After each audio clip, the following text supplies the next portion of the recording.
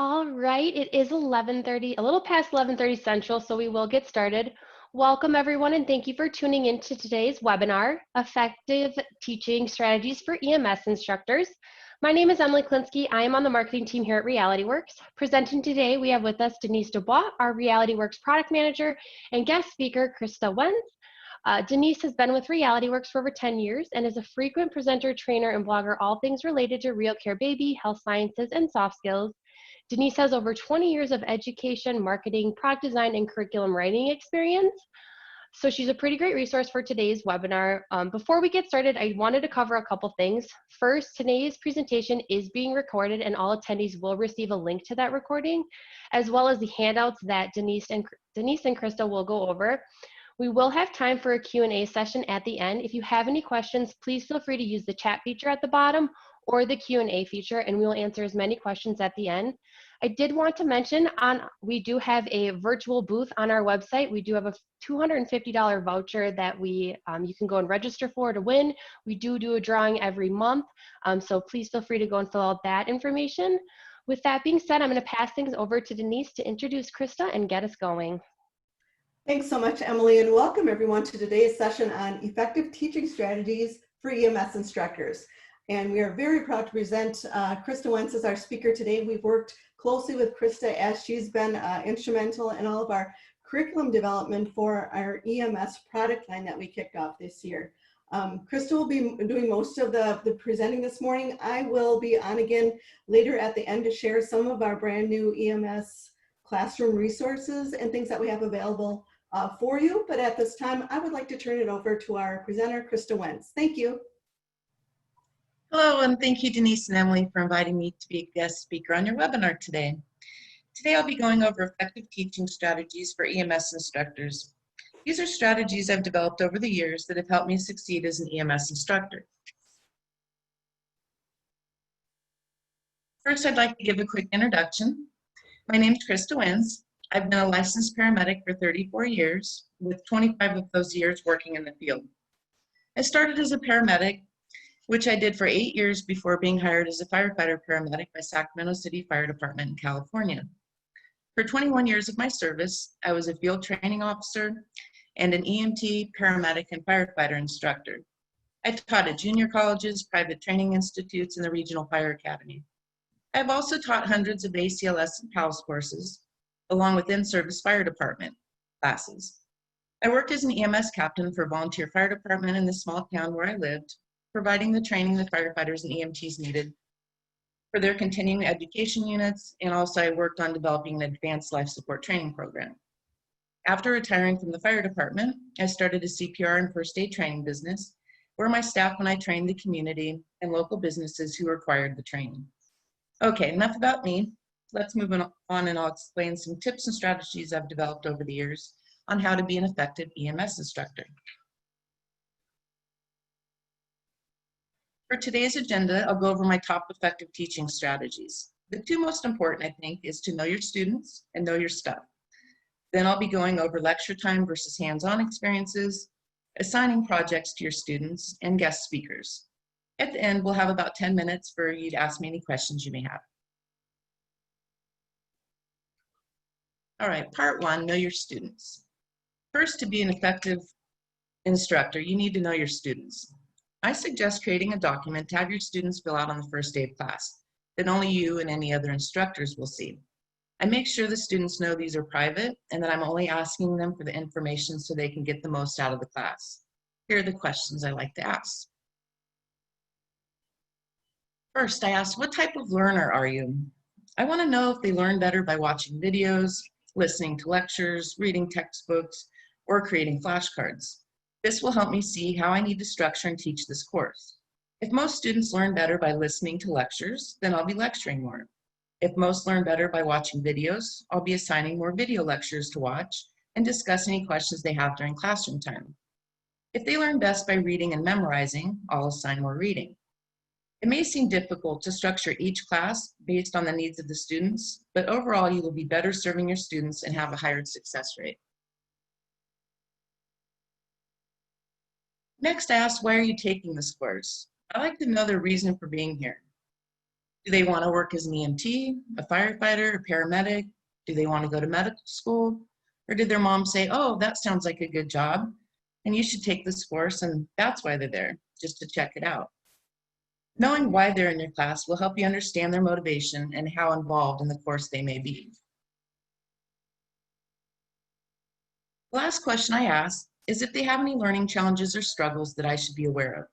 This question helps me understand the student better and help them do well in the class, which is my main goal.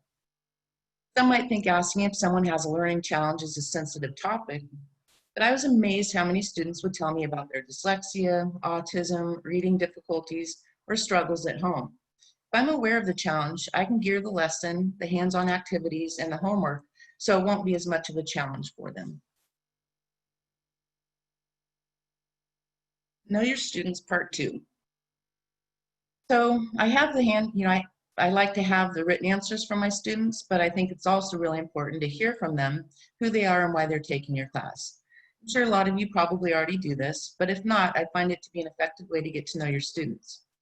You get a feel for how comfortable they are speaking in front of others, what kind of demeanor they have, and the class gets to meet each other. Here are the questions I ask each student on the first day. The obvious, what's your name? Why are you taking this course? What do you hope to achieve by taking this class?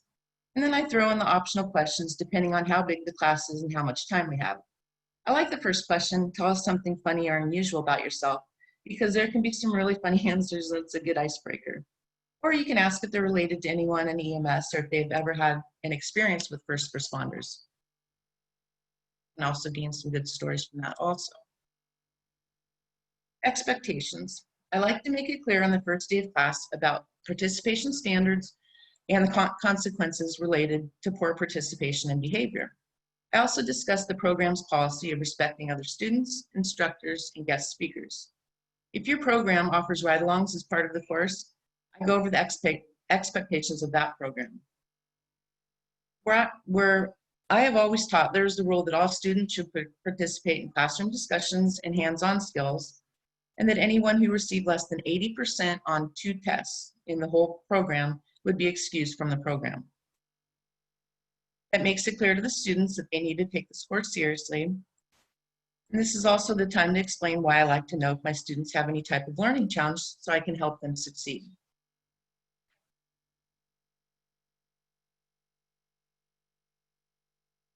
In addition to knowing your students, it's good to know what students want in a teacher.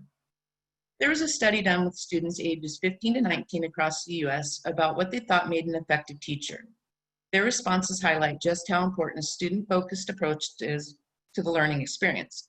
I'll go over these to see if there's something you haven't been using in your class but would like to incorporate. The most frequent response is that a great teacher develops relationships with students. The research literature agrees with them. Teachers need to be able to build trusting relationships with students in order to create a safe, positive, and productive learning environment.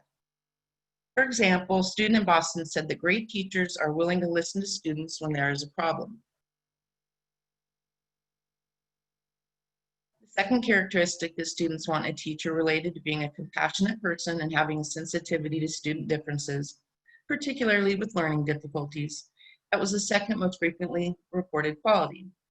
Again, there's research to support that teacher dispositions are strongly related to student learning and development. When I would teach a class, it was very important to me that the students also need to have a patient, caring, and kind personality for them to succeed as an EMS provider. These are essential personality traits a person needs in this field. They need to understand they'll be working with patients who may be experiencing the worst thing that has ever happened to them, and it's the first responder's job to help reduce their and their family's anxiety in this stressful situation.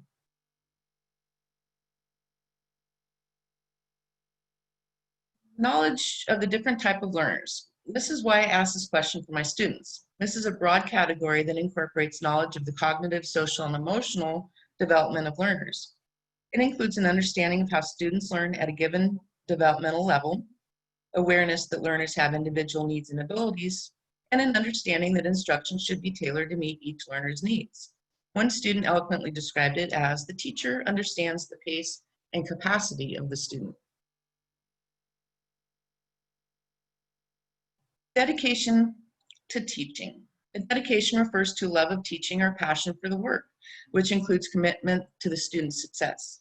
Responses often refer to loving the subject matter, simply being dedicated to the work. To a student, this means a teacher should be always willing to help and give time. Most EMS instructors I know, myself included, had zero teaching experience prior to teaching EMT students. But I had a passion to teach the subject matter and the skills to future EMTs, paramedics, and firefighters, and to turn out the best students from my program. That was my main goal. I learned how to be an effective instructor by emulating instructors that I had respect for and practicing how they taught. I also learned how not to teach by not utilizing the teaching skills of poor instructors.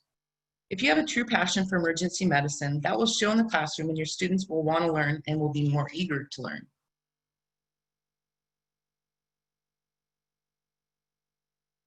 Engaging students in learning. Students also said that teachers should be able to engage and motivate them in the learning process. Researchers talk about 3 types of engagement that are required for students to learn. There's the cognitive, emotional, and behavioral. Survey respondents mostly focused on making content interesting and the ability to motivate students to learn. A student in Pennsylvania said, "Great teachers are motivating students to succeed in and out of school." In the workplace, it's been said that the best way for a manager to discover ways to improve their business is to ask employees. Perhaps the best way to improve an EMS educational program is to ask the students what they think. Implement new ideas and consistently review and improve on them. Don't get stuck in a system of teaching the same way if there are improvements that can be made. And I believe that we can always be constantly making improvements. Here's some interactive teaching ideas you might want to incorporate in the classroom. When class is finished early, ask difficult questions to your students and allow them to look up on the answers on their smartphones. The first one with the correct answer is allowed to lead. Second one is using social media to engage students. Krista, Yes? the slides aren't advancing. Or did you have new slides with these strategies? No, this is the same. Okay, great. Thank you. Oh, no problem. This is just a long one. Okay, social media. So I recommend each class have their own Facebook page or a Twitter account. But by having that, it helps people that have questions that maybe in the classroom they're too embarrassed to ask.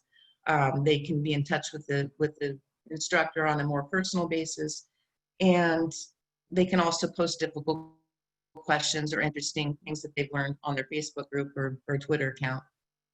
And also on that same note, I like to utilize online chat rooms that opens up discussions that sometimes the more reserved students may have avoided in a classroom setting.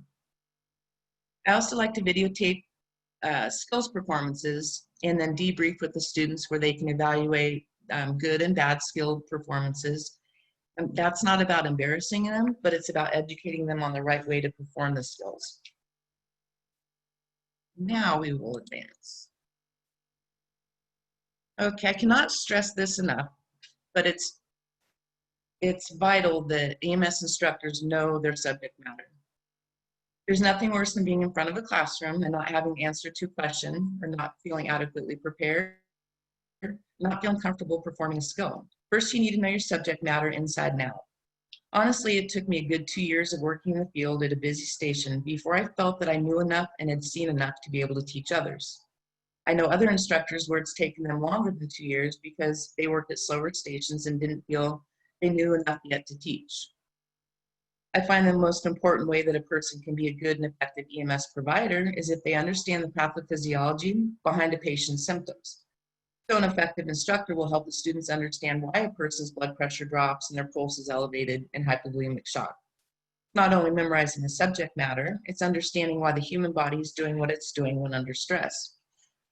If students understand the pathophysiology, they'll be able to treat even the most difficult of patients. If a student asks a question and you don't know the answer, be honest. Tell them that's a great question and you'll get back to them with the answer after break or at the next class. And besides just having the expertise in the field of emergency medicine, an effective instructor must be able to interact with students and help them understand a new way of looking at the world. This is not an easy job.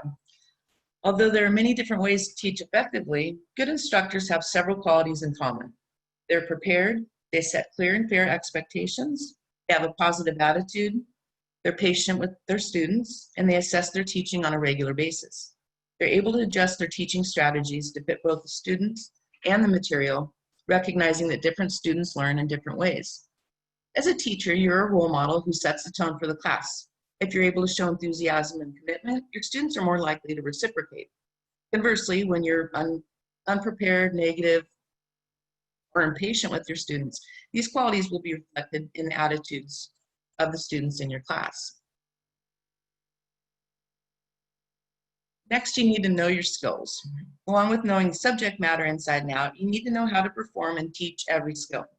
If there's a skill you're not comfortable with, brush up and practice before the lesson. I was never comfortable teaching traction splints because I hardly used them in the field. Every time I had to teach that skill, I had to look up the instructions and practice using the splint before I taught the lesson. I know some instructors like to have adjunct instructors come in on skills day and teach the students because they don't like performing the skills themselves.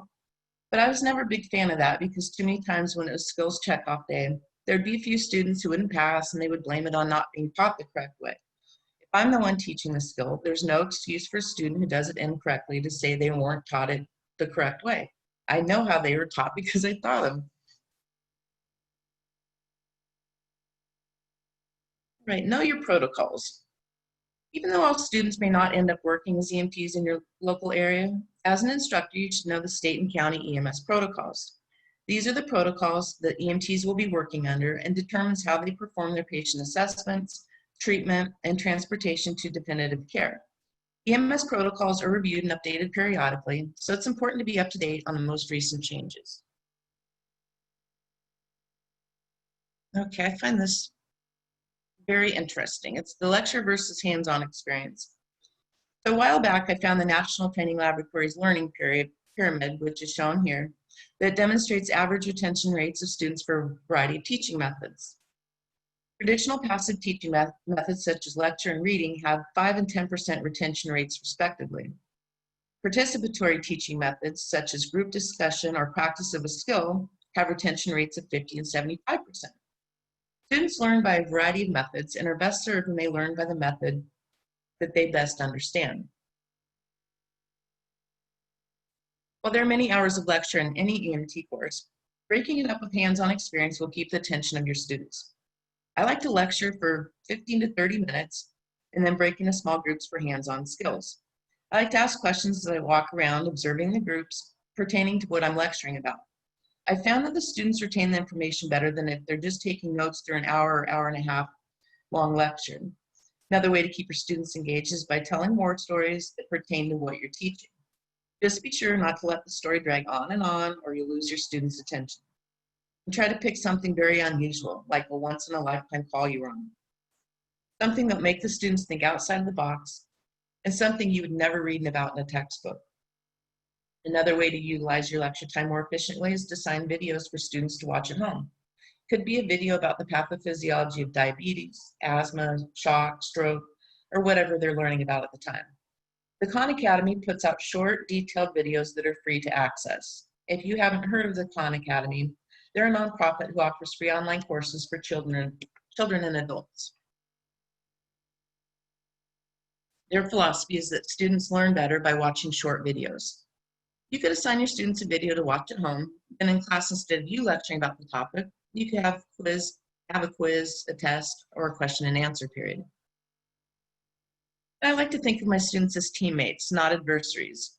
Learning and teaching are challenging, but that doesn't mean that you can't have fun in the classroom. Stay focused, but don't be afraid to be creative and innovative. Allow yourself to be enthusiastic and find ways to let students see what is interesting about the subject. And not all subject matter you will be teaching is interesting. That is definitely for sure. The visual aids.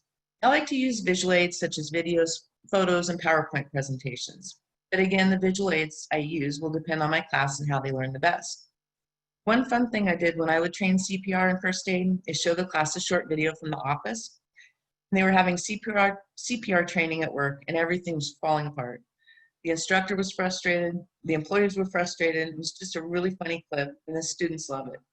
With the technology that's available to us now versus 30 years ago when I started teaching, There's a lot more things you can incorporate into your program to make it fun and exciting and to keep your students engaged, especially if you're teaching a particularly dry subject. It's nice to find something funny to break it up with.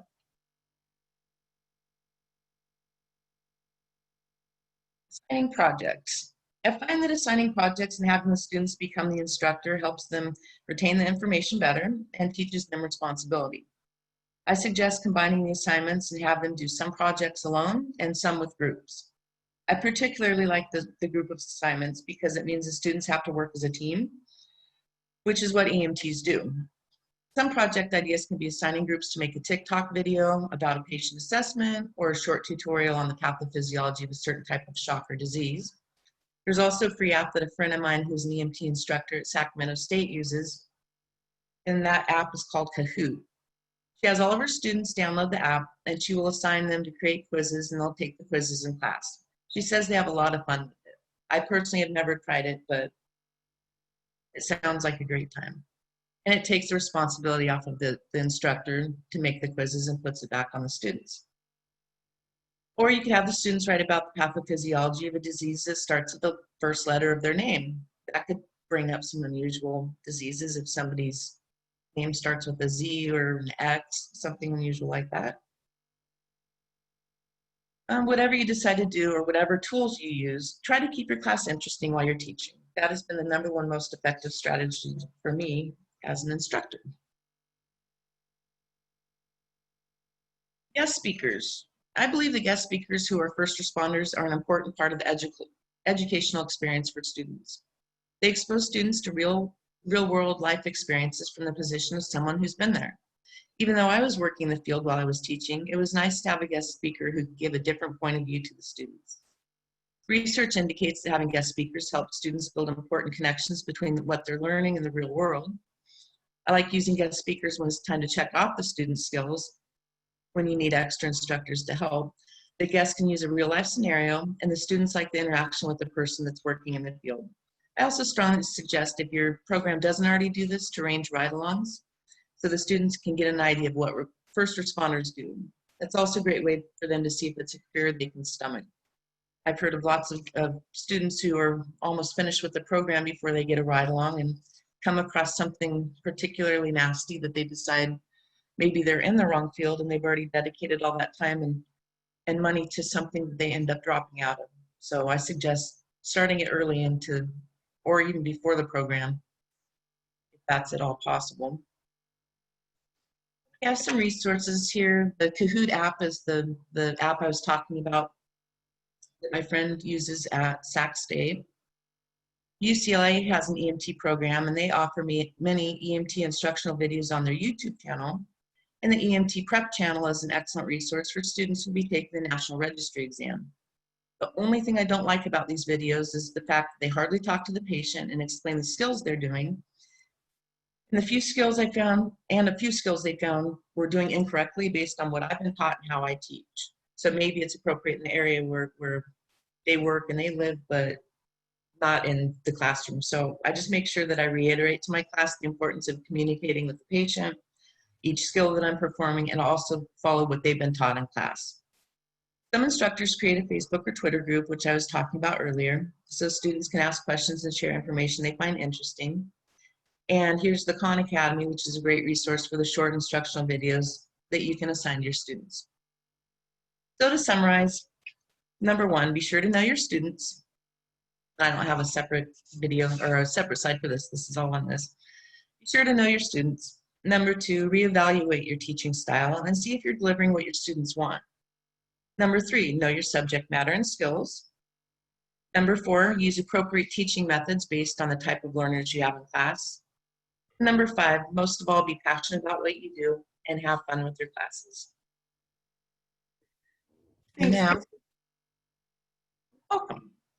On to Denise. And Krista, I'm going to ask you for help just as we go through the next few slides because you have control. But I was just thinking, as you shared the slide on the learning pyramid, lecture versus the hands-on, and how much more retention there is when you're doing those hands-on and teaching others. And we all have found ourselves in such a different situation the past few months, with more of the remote learning. And you can really see in that pyramid how remote learning can only take you part of the way, and really the most effective ways your students are going to learn is they simply need to be getting those hands-on practice opportunities, I think. And so we certainly hope that as time goes on with our school year that we'll be able to do more of that than we have the last few months. So just an interesting observation anyway. So thank you again for all those strategies. So now we have given, well, Krista has given you just a lot of things to think about. And what we would recommend that you do is you know, take a few of your favorite ones and just try a few in your class. See what resonates with you in your program, what you think will work best, and try a few. You know, if we can walk away from a webinar with 3 or 4 good ideas we can use, you know, immediately in our classroom, I think that's a success. Another thing is, you know, reach out to us at RealityWorks. In the next few slides, I'm going to be sharing some additional resources, but we've got a team that would love to talk to you about your program and how we can hopefully make it even better. So let's take a look at now at our one of our pathway packages that we have specifically for EMTs.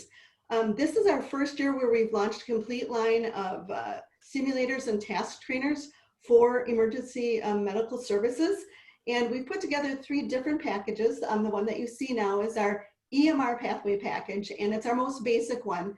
But what we've tried to do is make it very easy if you are starting up a new program in your school to have one source to go to. So this slide has all the different hands-on resources that come in this package, but each of the resources also does come with a complete curriculum as well. So if you were tasked with starting from ground zero and you wanted to start smaller, this would give you about 16 hours of content. Going on to our next one, it's a little bit more advanced. Now we move from 8 to 12 different hands-on resources. Again, we have anywhere from 16 to 20 hours of content that would come with this. And you can see that we've added some additional simulators and task trainers and things to this type of package. And then the next one that I'm going to share is our most comprehensive one. That's our advanced EMT pathway package. And you have 44 different hands-on resources. And also you have up to 38 hours of content ready to go. So we know that the sales team that we have usually goes to a lot of different state and national health science conferences, some specific to EMS. And the more conversations we've been having the last few years, we have noticed that there seem to be greater numbers of programs now at the high school level instead of simply post-secondary. And because of that, we've also been having a lot of conversations about how do I get started, you know, where can I, what do I need?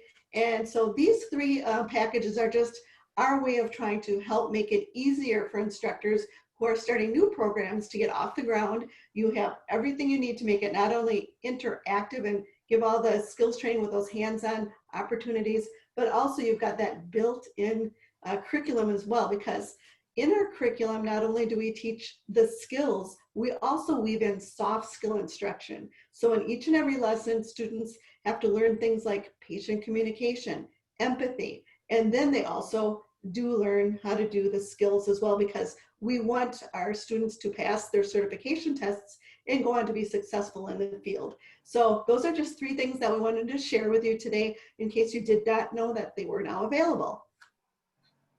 Next slide. So at this time, we are going to go into our question and answer time. If you have any questions for Krista on any of the content, or if you have any questions for myself on any of the types of resources that we have. But there was one thing in the chat panel that I did want to share as Krista was going through her list of resources, and somebody suggested an app called Band that they find very useful for groups. So I just wanted to say thank you for sharing that in the chat. So at this time, if you have any questions, feel free to put them into the chat. And we've got Emily, who is also monitoring our chat for any questions that might appear. Denise, could you mention that app again that someone shared? Yeah, it's called Band, B-A-N-D. Oh, thank you. Yep, and it's an app. Okay. All right. I love finding new stuff. And we do have 2 questions in the Q&A. The first one is, do you recommend ride-along on top of the state required clinical hours? Yes, I do. And, well, when they ask the state required clinical hours, are they talking about in the hospital versus riding along on the ambulance? Is that what they're asking? I'm not sure. It's Ryan. Oh, he said our state has both requirements. Oh, to do ride along and clinical. Yep. Perfect. No, I recommend both. Some states don't require that during the program. They require it after they become an EMT, but I like the students, if it's not required, to do it while they're in the class, just to make sure that that they're going to be able to handle the job. They might get out there and find something that they go, oh, I can't handle blood like I thought I could, or I can't handle seeing people, the IVs started on people, so I can't stomach this. I think it's very important. Awesome. And then we do have, how do you handle attendance issues? And do you have any resources for those of us that teach high school classes? Any web links? In Virginia, skills are not going to be an option for the year per VAOEMS. So this is pertaining to Virginia? Yes. Okay, I'd have to do some research on that. I don't know off the top of my head. I've only worked in California, but and I never taught high school students. I taught at junior colleges and private institutes, you know, like private EMT school or paramedic school. So I can imagine that teaching at the high school level is a bit more challenging. The way that we dealt with attendance issues in junior college, which is, you know, close to the same age group because a lot of people are coming right out of high school, is one